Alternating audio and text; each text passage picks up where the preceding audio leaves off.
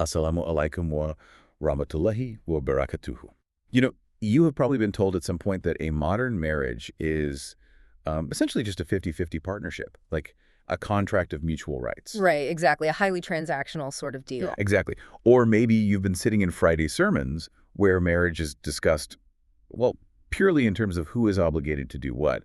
But the sources we're unpacking for you today completely dismantle that transactional mindset. They really do. It's a massive paradigm shift. It is.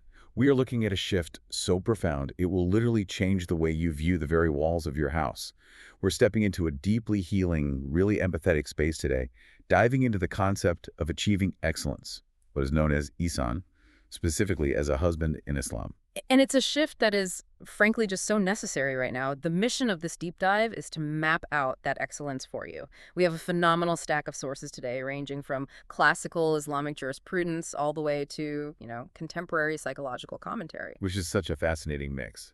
Oh, for sure, because what these sources offer together is a masterclass. It's not just theory, right? It's a highly practical, step-by-step roadmap to transform a marriage from just, mere survival into a space of vibrant, thriving tranquility. Right, and the hook here, the thing that really caught my attention in the research, is how modern culture has fundamentally altered our view of relationships.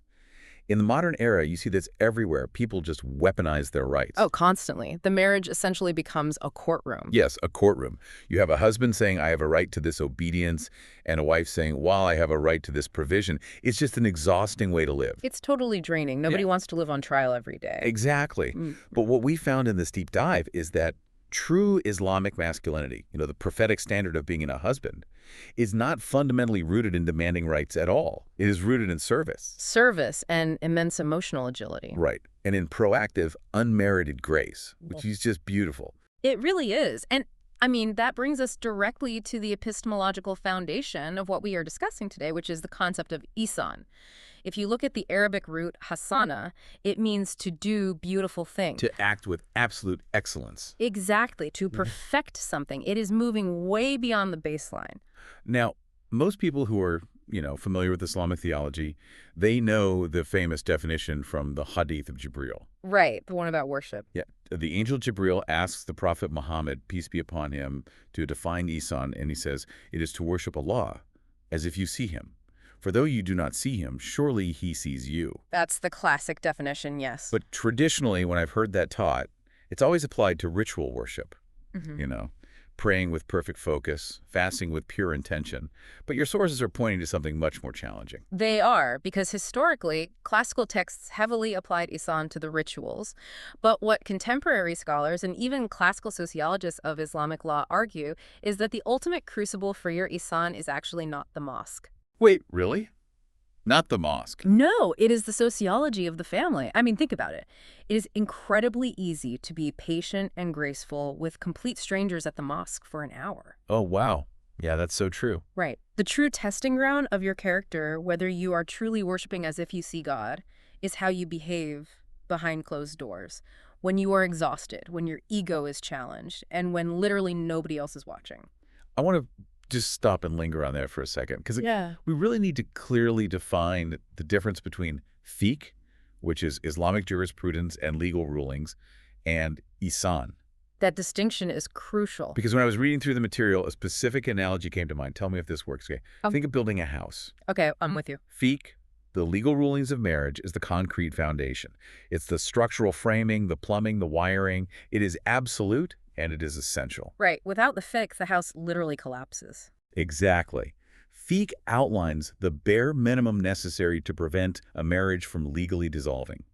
It tells you the minimum financial provision, the minimum physical requirements. It's a highly accurate analogy, honestly. Fiqh is the skeleton. It's the legal boundary that prevents oppression and systemic collapse. But here's the problem.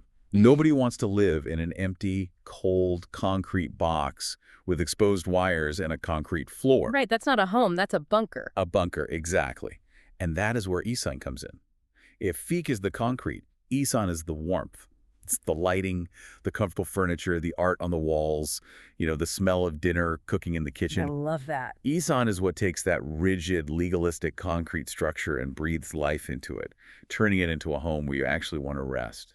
That distinction is vital, and it's exactly what scholars in our source material emphasize. They point out that modern marital crises frequently stem from this hyperfixation on the concrete. People obsess over the blueprint, but forget to buy furniture. Literally. Spouses will pull out legal manuals to win a domestic argument. They'll quote medieval texts at the dinner table to prove they don't have to do a certain chore or to demand a certain behavior. Which is technically legal, but relationally destructive. Exactly. But Ihsan asks a husband to view the marriage not as a courtroom of competing rights, but as an arena for spiritual cultivation. It demands that you transcend that baseline minimalist obligation. But wait, if I am a husband listening to this and I feel like my rights aren't even being met at the baseline, it feels incredibly difficult to be told I need to aim for excellence. Oh, absolutely. It's a tough pill to swallow. Yeah, like why should a husband provide proactive grace if he feels the concrete foundation of his house is cracking? And that is the ultimate challenge of Ihsan. It is unmerited. I mean, if you only treat your spouse well when they treat you perfectly, you're engaging in a transaction, not excellence. Wow, okay, that hurts a little bit, but it's true. Right. The sources are clear on this. Ihsan is an act of worship directed toward Allah, channeled through your treatment of your wife. You aren't just being kind because she earned it on a random Tuesday, you know? Yeah. You are being kind because you are seeking the pleasure of the divine. Precisely. Okay, so that takes us from the abstract theology right into the practical roadmap. And what I appreciate about the sources you've compiled is that we aren't left guessing what this looks like. No, the Quran is very explicit. It is. The Quran itself provides a deeply psychological, sequential blueprint for building this house. It doesn't just offer platitudes like, just be nice. Right, no empty advice. It gives us vivid metaphors. So let's start with Surah Al-Baqarah, verse 187. The metaphor of the garment, the libas. The verse states, there are clothing for you, and you are a clothing for them. It is arguably one of the most profound metaphors in all of Scripture. Let's look at how classical exegetes, the scholars who dedicated their lives to explaining the Quran, unpacked this. Okay, let's break it down. So, Imam al-Tabari explains that the garment represents a screen, a cover. Think about the primary function of clothing, right? It protects you from the elements, and it conceals your nakedness. Right. Therefore, spouses provide mutual comfort. They serve as a sanctuary, a second from the harshness of the external world, and crucially, they protect each other's secrets. And Al-Qurtubi adds a really fascinating layer to that, doesn't he? He does, yeah. Al-Qurtubi points out the physical reality of clothing. It's the closest object to the human body. There is literally no barrier between your skin and your clothes. Oh, that's interesting. Yeah, and he extracts from this that spouses are meant to maintain absolute emotional transparency and intimacy. I mean, you don't hide your vulnerabilities from your clothes, and you shouldn't have to hide them from your spouse. I see how that works classically, but let's bring this into the modern context, because one of the contemporary scholars we looked at takes this concept and applies it to something incredibly relevant today. The digital age application, right? Yes, the digital age. He points out that garments conceal our physical flaws. So an excellent husband actively conceals his wife's flaws. He protects her dignity.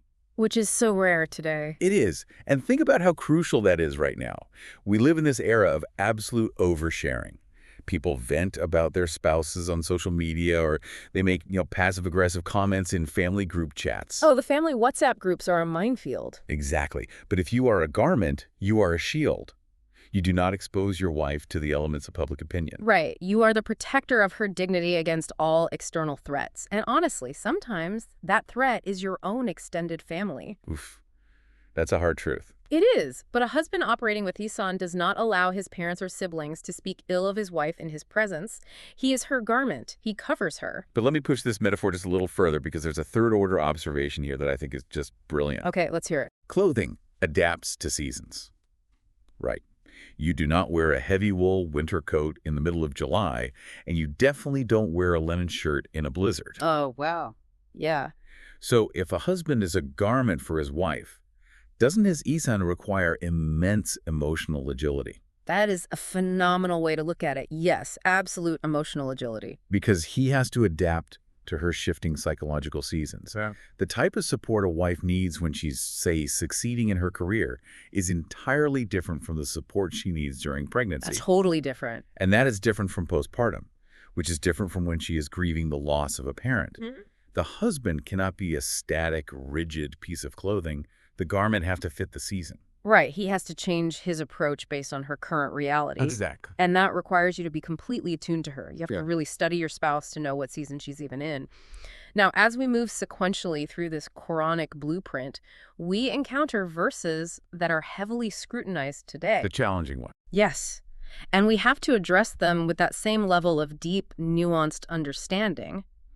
In Surah Al-Baqarah, verse 228, we find the concept of the degree, or the daraja. Okay, yes. The verse states, "And due to the wives is similar to what is expected of them, according to what is reasonable, but the men have a degree over them." Let's be totally honest. This is the verse that gets weaponized constantly. Oh, without fail. Right. If we go back to the courtroom analogy, this is Exhibit A for a lot of men. Yeah. People read degree over them, and they immediately interpret it through this modern secular lens of a corporate hierarchy. Like a CEO. Exactly. I am the CEO, I am the boss, I give the orders. It is weaponized, and the classical sources show that this is a gross misinterpretation of the text.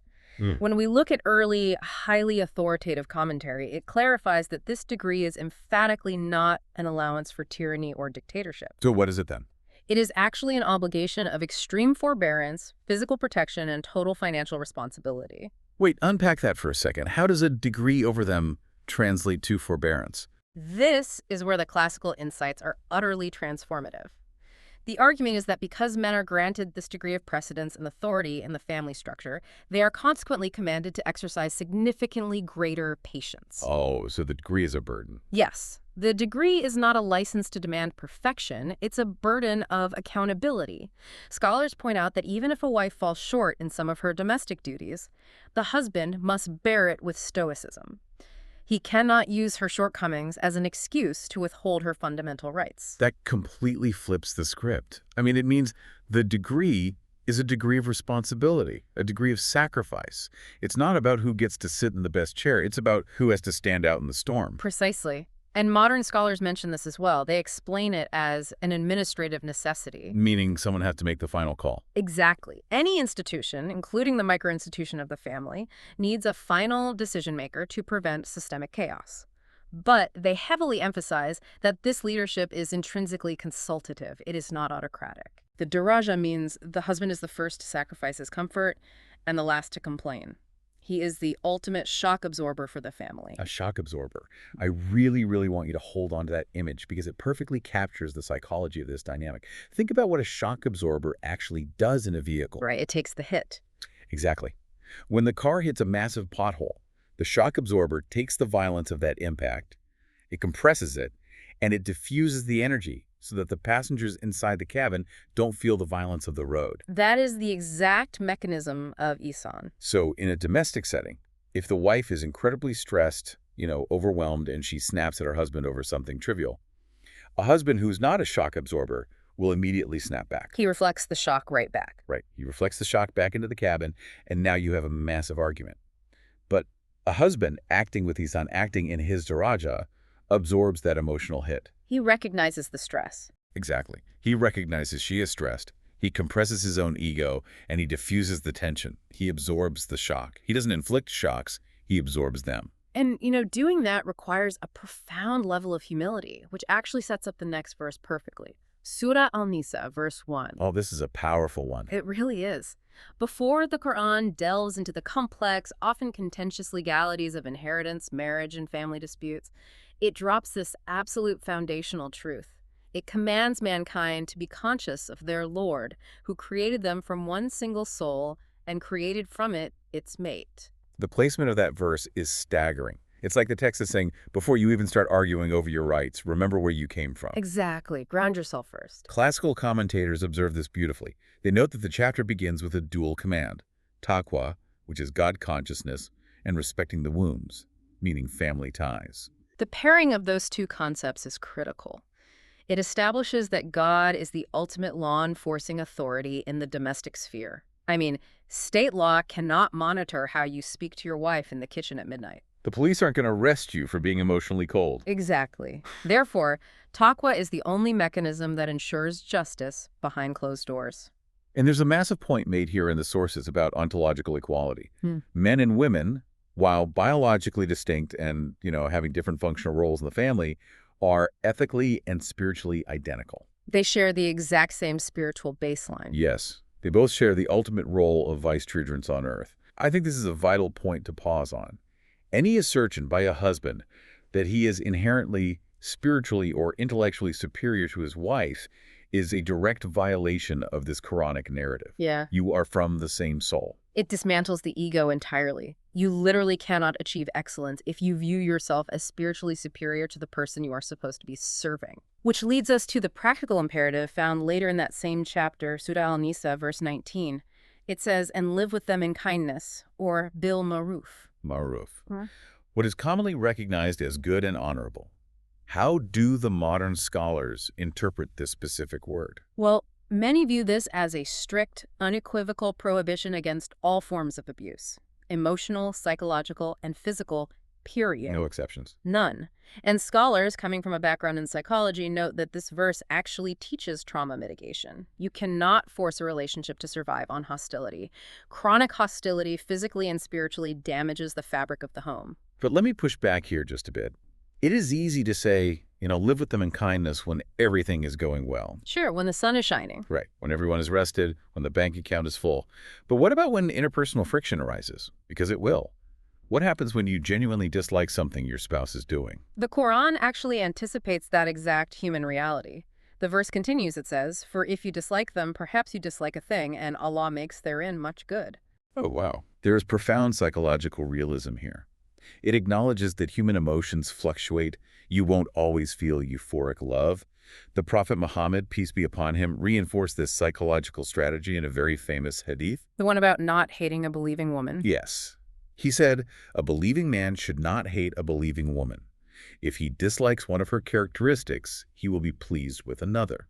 That is essentially a cognitive behavioral reframing technique from over a millennium ago. It really is. When your brain is hyper-focusing on the one thing she does that annoys you, Ihsan requires you to force your brain to pivot and actively catalog the 10 things she does that are beautiful.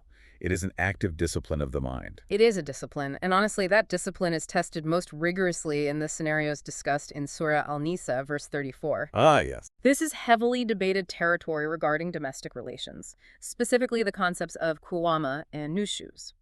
And our goal here is to look at this impartially, right? We're presenting the landscape of scholarship exactly as the sources document it, without endorsing any single view, but understanding how scholars grapple with the text. Let's start with Qawama. The verse says, "Men are the caretakers," or Qaman, of women. Right, and there is a fascinating linguistic analysis of this word, qaman.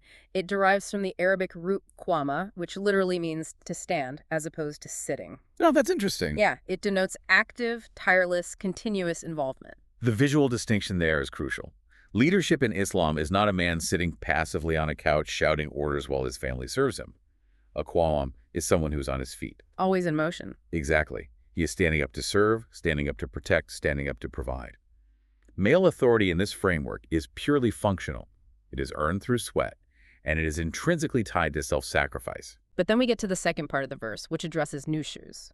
And we really have to define that carefully. We aren't talking about a wife forgetting to run the dishwasher. Right. It's not about minor annoyances. Exactly. We're talking about severe structural rebellion or disloyalty that threatens the very foundation of the marriage. The Quran outlines a 3-step mitigation process for this extreme scenario: verbal admonishment, physical separation in bed, and finally, a word that has generated immense debate across centuries: daraba. And when we look at our sources, there is a very clear exegetical gap between classical literalism and contemporary contextualism on how to interpret and apply this word, daraba.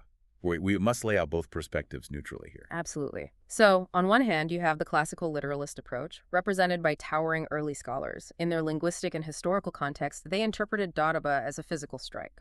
However, even within that literal interpretation, they placed massive, almost prohibitive restrictions on it. They ruled it must be completely nonviolent, leaving absolutely no mark, breaking no skin, and strictly avoiding the face or sensitive areas. So even in the medieval period, they weren't endorsing beatings. Absolutely not. In their context, it was viewed strictly as a psychological shock mechanism, a physical gesture meant to jolt a failing marriage out of a destructive spiral, to be used only in absolute last resort scenarios where the marriage is entirely collapsing. Like a final wake-up call. Right. And even in antiquity, these scholars severely limited this act. They often use the analogy of striking with a miswak, which is just a small twig, to show it was symbolic, not punitive. They noted that a husband seeking true Ihsan would avoid it altogether. Right. Now, on the other hand, you have the contemporary contextualist approach, championed by modern scholars and thinkers. They look at the overarching message of the Quran and the actual lived example of the Prophet. Right, the historical reality of his life. Exactly. They view this instruction not as a timeless prescription for marital discipline, but as a severe restriction meant to phase out the unchecked, horrific violence of pre-Islamic Arabia. Yes. They specifically point out a crucial historical fact. The Prophet Muhammad, peace be upon him, never ever hit a woman or a servant in his entire life. Furthermore, he publicly chastised men who beat their wives, stating categorically that such men are not the best among you. So the contemporary view argues that modern Ihsan demands an absolute zero tolerance for physical violence. They argue that hitting fundamentally contradicts the overarching Quranic command of maruf kindness and rely instead on the necessity of high emotional intelligence, professional counseling, and de-escalation in the modern era. Precisely. We see a spectrum of scholarship from severe classical restriction to modern prohibition, but no matter which lens you view it through, the ultimate objective of the Quranic blueprint is never conflict. Right. The goal is peace. The objective is what is outlined in Surah Ar-Rum, verse 21. This is the architecture of love. The goal is sakan. Sakan. Tranquility.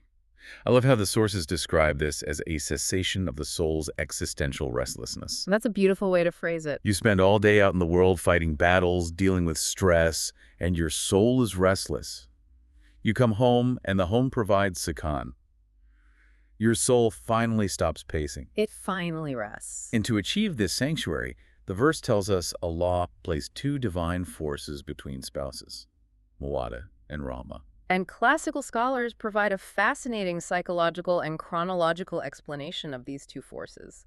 There is a literal evolution of love over the lifespan of a marriage.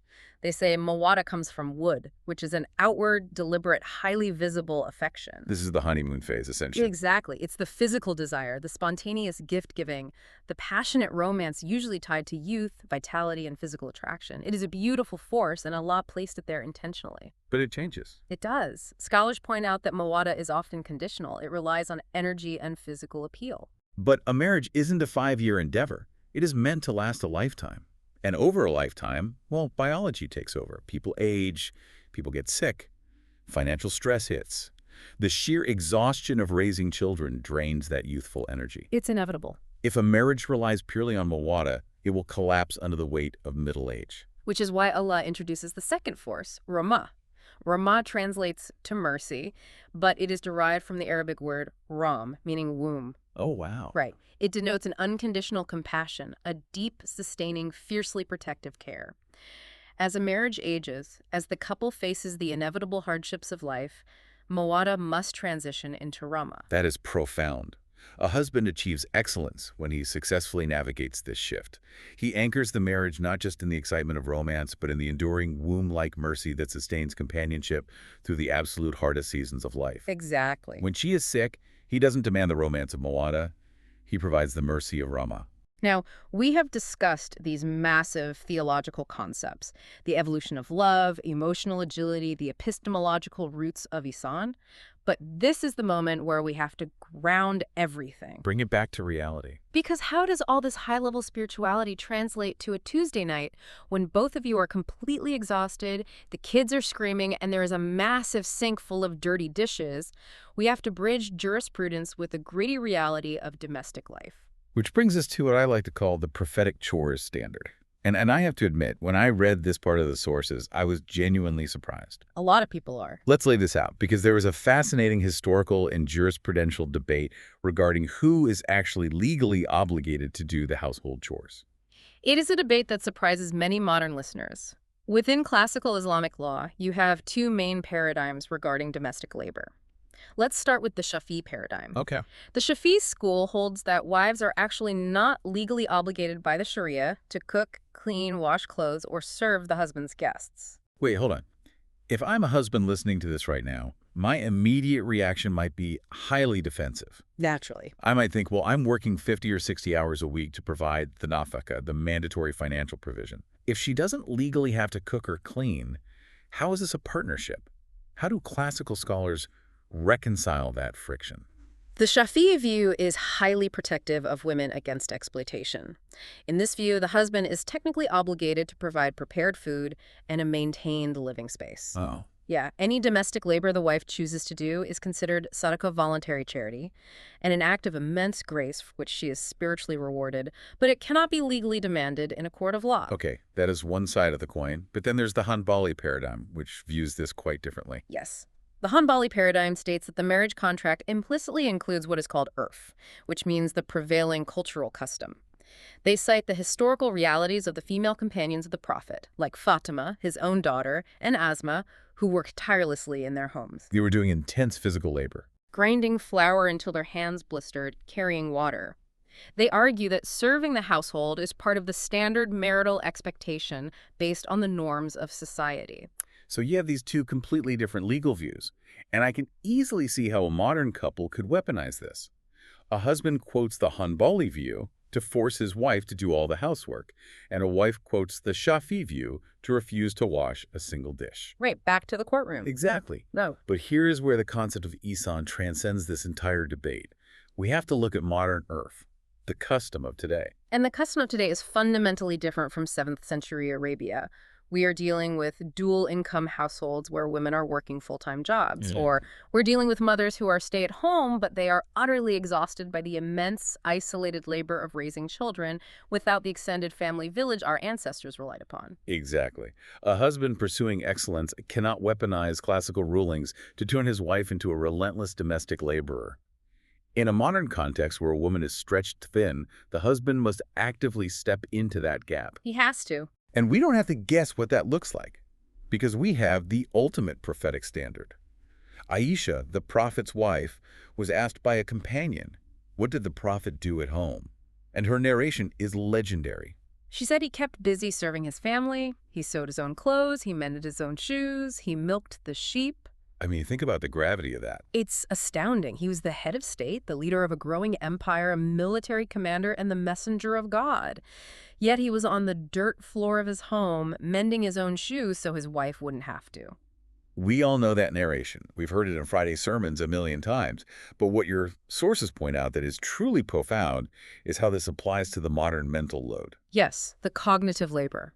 There's a brilliant sociological observation here.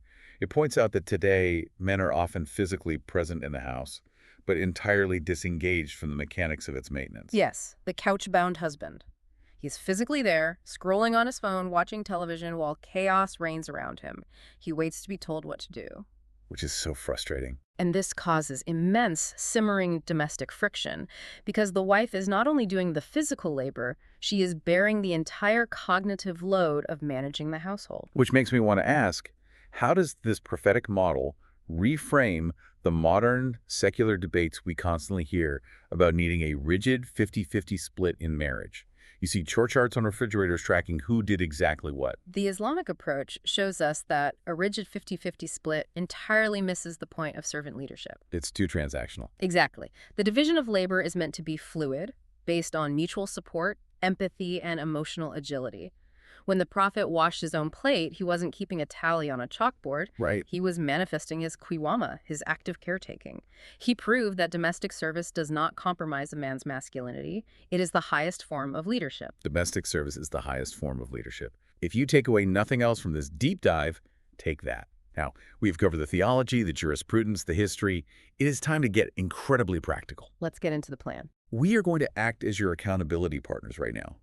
Based on the scholarly and psychological advice in these sources, we have distilled a highly actionable, day-by-day progression. A roadmap. Yes, a 4-phase, 4-week personalized plan for achieving excellence as a husband. You do not have to change everything overnight. That leads to burnout. You take it 1 week at a time. This roadmap is highly effective because it builds sequentially. You cannot change your behavior until you change your mindset. Therefore, phase 1 or week 1 is entirely focused on internal transformation. It is the foundation. Let's break down week 1. Step 1, Renew your intentions daily. This sounds simple, but it is incredibly difficult in practice. Every single morning before you leave the bedroom, you silently declare, my kindness to my wife today is solely to seek your pleasure. Just centering yourself. You intentionally take the focus off of, what is she doing for me today, and put it squarely on, how can I please God through my actions toward her today? That mental shift is monumental. It completely insulates you against resentment, because if your kindness is transactional, the moment she is irritable, you will withdraw your kindness. Because the transaction fails. Exactly. But if your kindness is for Allah, her mood does not dictate your character. It turns every patient response into an act of worship. And speaking of patient responses, step 2 of week 1 is the 3-second rule. This one is tough. It is. When your wife speaks to you, especially if it's a critique or a moment of high stress, you intentionally wait 3 full seconds before opening your mouth to respond. Now let's be real. 3 seconds feels like an absolute lifetime when your amygdala is screaming at you. Oh, it feels like an eternity. When you walk in from a 10-hour shift and you are immediately hit with a critique about something you forgot to do, your biology takes over. You are in fight or flight. How does a man actually execute this pause? By understanding the neuroscience behind it, when you are criticized, your amygdala, the primitive threat detection center of your brain, hijacks your system. It prepares you to verbally attack or defend. Those 3 seconds allow the electrical signal in your brain to reach your prefrontal cortex, which is the seat of logic, empathy, and the Islamic concept of hilm, which means forbearance. It gives your brain a chance to catch up? Exactly. It prevents the reactive, harsh replies that escalate conflict. You swallow the immediate defense and you respond with deliberate calm. And then step 3 of week 1 is the private prayer lead. Once a week, you invite her to pray a voluntary prayer, like a sunnah or a tahajjud behind you in the privacy of your home. Why is this so crucial for a husband's Ihsan? Because it reestablishes the spiritual hierarchy of the marriage. When you lead her in prayer, you are physically manifesting your spiritual responsibility. You are standing before Allah together. It softens the hearts and removes the ego from the domestic space. Okay, so you have spent a week getting your mind and spirit calibrated. Now we move to phase 2, week 2, verbal and physical generosity. This is where things get visible. Right, this week is entirely about changing the atmosphere of the home, the energy you bring into the space. Step 1, the welcome home sunnah. This is a beautiful, deeply impactful practice. The Prophet's sunnah was to use a miswak to clean his teeth before entering his home. He wanted his breath to be pleasant for his family. Wow. But the broader psychological application is the entry itself. How do you cross the threshold of your house? Do you walk in staring at your phone, grunting a greeting? Do you walk in complaining about the traffic or your boss? I'll do it. We bring the poison of the outside world straight into the living room. And that destroys the sakhan. The Ihsan approach is to pause at the door, leave the stress outside, walk in with a smile, make direct eye contact, greet her with a warm embrace, and loudly say the salam. You are the thermostat of the home. You set the temperature. Bring peace into the house. Step 2 for week 2 is specific praise. This means moving beyond just yelling thanks from the other room when you see dinner on the table. It means looking at her and saying, thank you for taking the time to manage the kids' schedules today. I know it takes a lot of mental effort. Or, the dinner you cooked was incredible. Thank you for the time you spent standing in the kitchen. Specificity is the key here. Why? Because specificity proves that you actually see her labor. General things can feel dismissive. Specific praise validates her unseen efforts and makes her feel valued, not just utilized. Now, step 3 of week 2 is perhaps the most challenging for many men.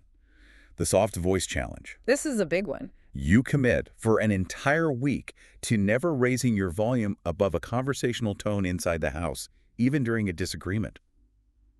This is tough, but when I saw the note in the sources from classical texts about overbearing conduct, I was stunned. Yes, classical scholars have listed overbearing, tyrannical conduct toward the wife as a major sin in Islam. They place domestic tyranny alongside immense spiritual transgressions. That is terrifying. Raising your voice, using your physical size or volume to intimidate your wife isn't just a bad habit. It is a major spiritual failing, and psychologically we know why.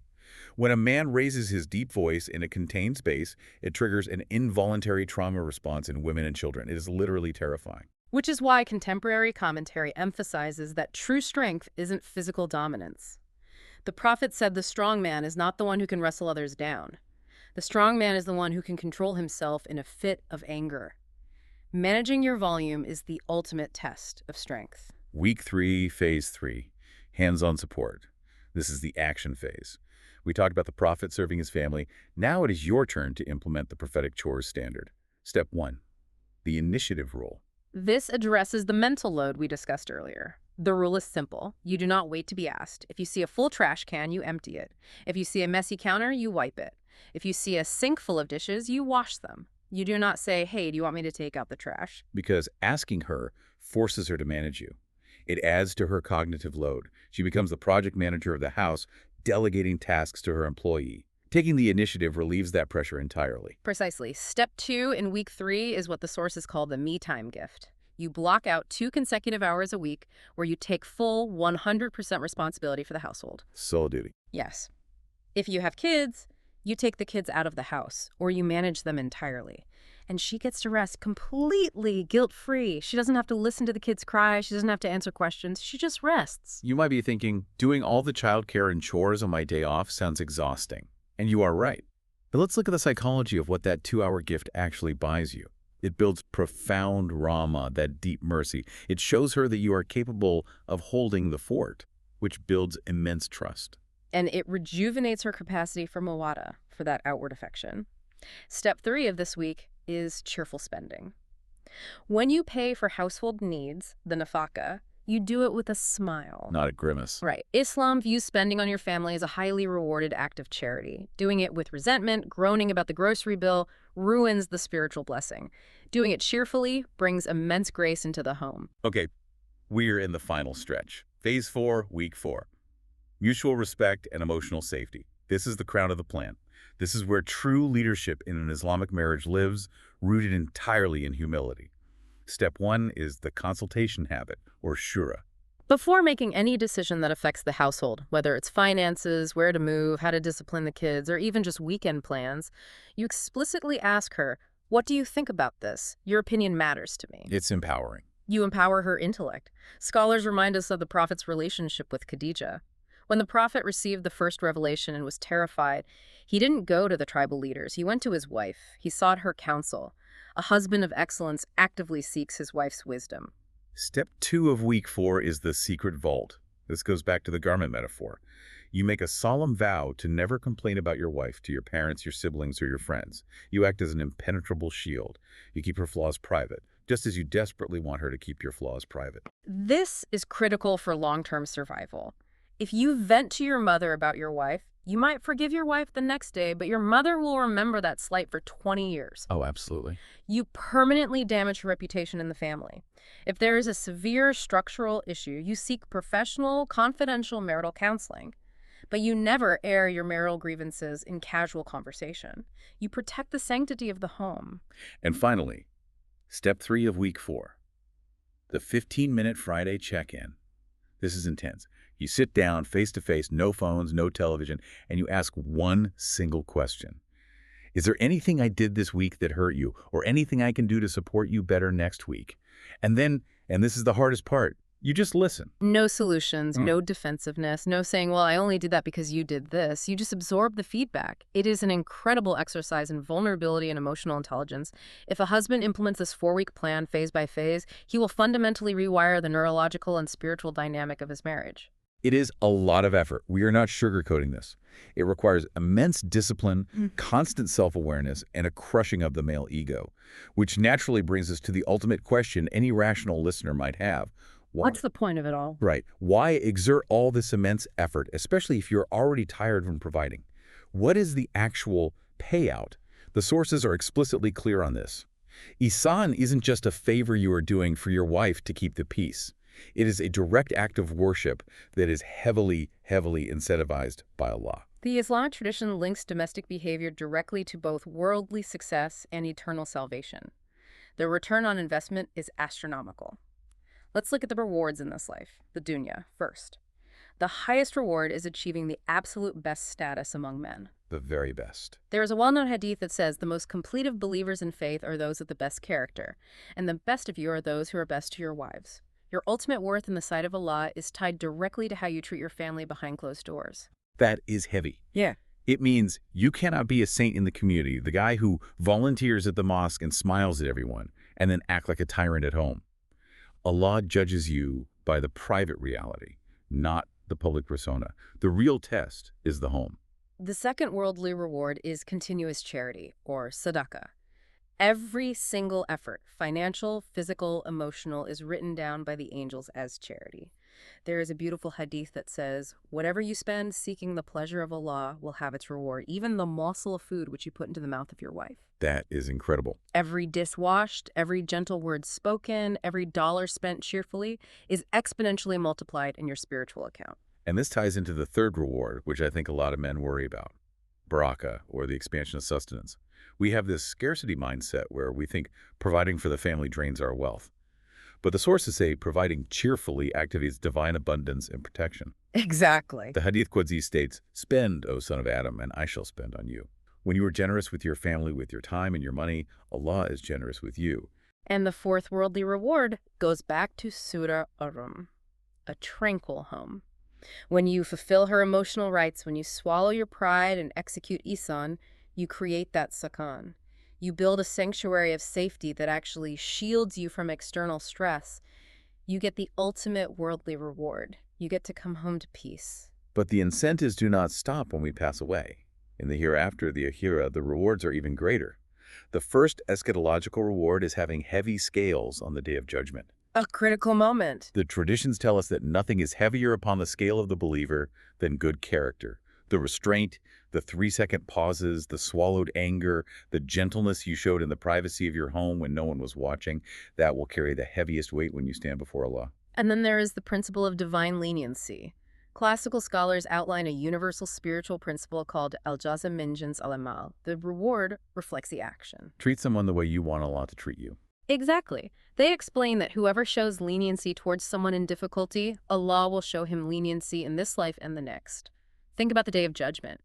You will be desperate for Allah to overlook your flaws, to forgive your major mistakes, to not yell at you for your sins. Desperate. By showing leniency to your wife, forgiving her shortcomings, ignoring her flaws, and helping her with the crushing burdens of domestic life, you secure Allah's leniency for yourself during the most terrifying event of your existence. You greet her with the grace you hope to receive from God. That gives me chills. The stakes are that high. And ultimately, by emulating the Prophet's patience, his humor, his helpfulness inside the home, you build a direct spiritual connection to him. You secure a path to his side in Jannah, in paradise, because you imitated his domestic life. The Quran in Surah Al-Furqan promises the highest places in paradise for those who are patient and who constantly pray for their spouses and offspring to be a comfort to their eyes. Leading your family with justice, service, and excellence is not a burden. It is an open invitation to enter paradise through its honored gates. We have covered so much ground today. We started at the epistemological roots of Ihsan. We unpacked the psychological metaphors of the Quranic garments and degrees. We discussed the prophetic standard of washing dishes, and we mapped out a literal 4-week plan to rewire your entire home. But I want to leave you with a final, provocative reflection drawn from the commentary of modern scholars. When you put all this effort into being an excellent husband, when you master your anger, when you step up to serve your family, when you lead with profound womb-like mercy, the ultimate worldly legacy of that Ihsan isn't just a peaceful weekend for you and your wife. It is the cultivation of a virtuous generation. The home is an incubator. It is the first, the most vital, and the most permanent school your children will ever attend. Your children learn the very definition of love, the definition of justice, and the definition of divine grace, not by what you lecture them about on a Sunday afternoon, but by watching how their father treats their mother when he is stressed. You are modeling the character of the Prophet for the next generation. That is the true weight of the degree. That is your legacy. Jazakallah khair. May Allah reward you with goodness for spending your valuable time with us. Connect with us. Join our growing family on the sacred journey of Islamic knowledge. Please subscribe and hit the notification bell to stay updated.